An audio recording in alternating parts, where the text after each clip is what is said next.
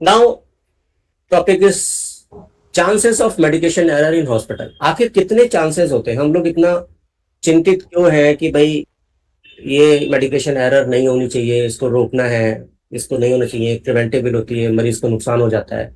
ठीक है, तो एक नजर हम इस बात पे भी डालते हैं कि आखिर कितने चांसेस हैं कि पर डे मेडिकेशन एरर एक हॉस्पिटल में होती है।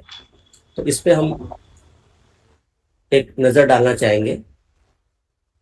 उसके लिए हमने एक एज्यूम किया है कि एक 100 बेड का हॉस्पिटल है जिसकी ऑक्यूपेंसी 60% है। ऑक्यूपेंसी से आप मतलब समझते हैं कि अगर 60% ऑक्यूपेंसी कोई बोल रहा है तो इसका मतलब ये है कि बिस्तर तो 100 है, लेकिन उसमें पेशेंट इस वक्त एवरेज ऑन एन एवरेज तौर पे 60 रहते हैं।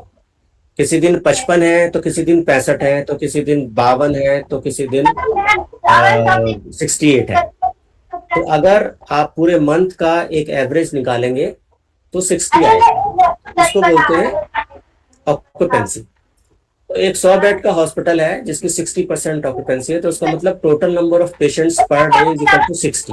तो मिनिमम नंबर ऑफ मेडिसिन, अब हम ये देखते हैं कि 60 पेशेंट एडमिटेड है और एक प्रिस्क्रिप्शन में कम से कम 6 मेडिसिन तो होती है।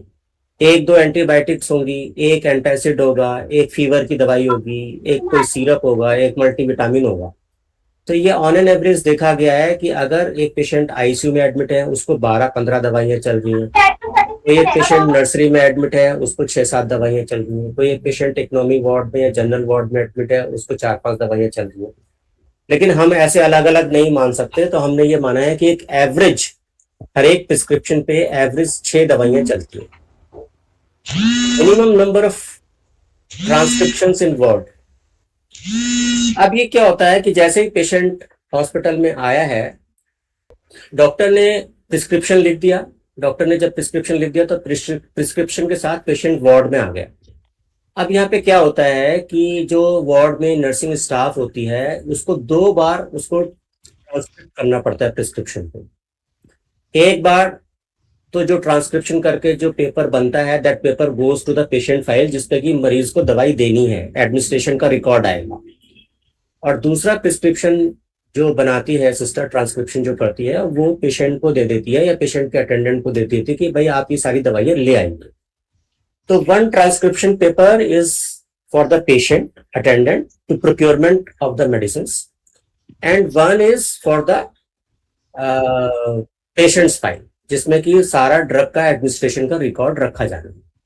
ठीक है, अब वार्ड में नर्सिंग स्टाफ की जो शिफ्ट होती है वो 3 होती है। मॉर्निंग की शिफ्ट होती है 8 बजे से 2 बजे तक, इवनिंग की शिफ्ट होती है 2 से 8 तक, और रात की होती है 8 से 8 तक। ऐसे शिफ्ट में चलता है।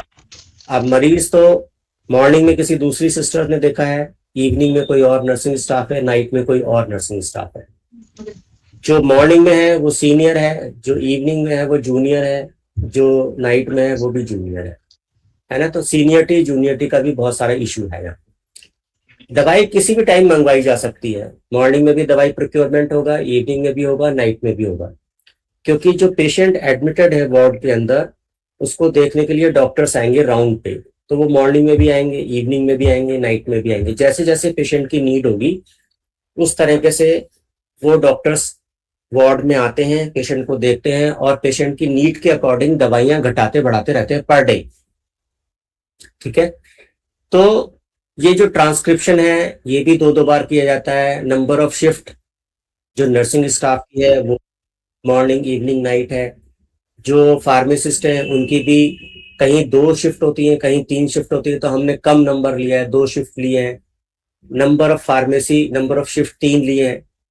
ठीक है, चांसेस ऑफ एडमिनिस्ट्रेशन एरर, या तो किसी को 7 दवाइयां लिखी हैं तो सिस्टर ने 6 लिखी, या किसी का नाम गलत लिख दिया गया, किसी की डोज गलत लिख दी गई, या किसी का टाइमिंग देने में एरर हो गई। तो ये जितने भी 5-6 पॉइंट्स होते हैं उसमें कहीं ना कहीं एरर हो गई, तो एडमिनिस्ट्रेशन की जो काउंटिंग है वो 6 होती है। अब एक फॉर्मूला होता है प्रोबेबिलिटी का। प्रोबेबिलिटी मतलब नंबर ऑफ चांसेस हमें इकट्ठा करने हैं कि per day number of chances किसी हॉस्पिटल में कितने हो सकते हैं। तो अगर आप इसको देखें, ये इन सबको मल्टीप्लाई करना पड़ता है। 60 into 6 into 2 into 3 into 2 into 3 into 6 अगर ये हम करेंगे तो that becomes 77,760 77,760 chances per day. मैं यहाँ ये बिल्कुल नहीं कह रहा हूं कि 77,000 मेडिकेशन एरर पर डे होती हैं, लेकिन 77,000 चांसेस है कि मेडिकेशन एरर हो सकता है। वो क्यों हो सकता है? अगर पेशेंट के प्रिस्क्रिप्शन में ठीक से पढ़ नहीं पा रहे हैं, अगर ट्रांसक्रिप्शन ठीक से नहीं किया गया है, नर्सिंग स्टाफ जो जूनियर है उसको दवाई समझ में नहीं आ रही, या जो सीनियर है वो अवेलेबल नहीं है उनको बताने के लिए, या जो डिस्पेंसिंग करने वाले फार्मासिस्ट हैं उनकी हैंड राइटिंग रीडिंग स्किल अच्छी नहीं है, उनकी डिस्पेंसिंग स्किल अच्छी नहीं है, या जो सिस्टर्स दवाइयाँ फाइनली दे रही हैं अगर वो दवाई रिकॉन्स्टिट्यूट करनी है तो कैलकुलेशंस नहीं कर पा रहे हैं, ठीक है, अगर कोई इन्फ्यूजन चलाना है तो वो कैलकुलेशंस नहीं कर पा रहे हैं।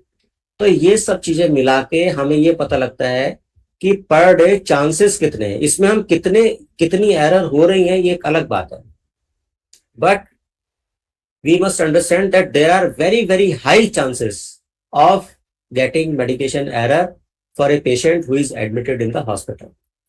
तो ये जो हम सब इतनी चर्चा कर रहे हैं वो सिर्फ इसीलिए कर रहे हैं कि हम इन चांसेस को रिड्यूस कर सकें और मेडिकेशन एरर से होने वाला जो हार्म है वो हम पेशेंट को ना दें।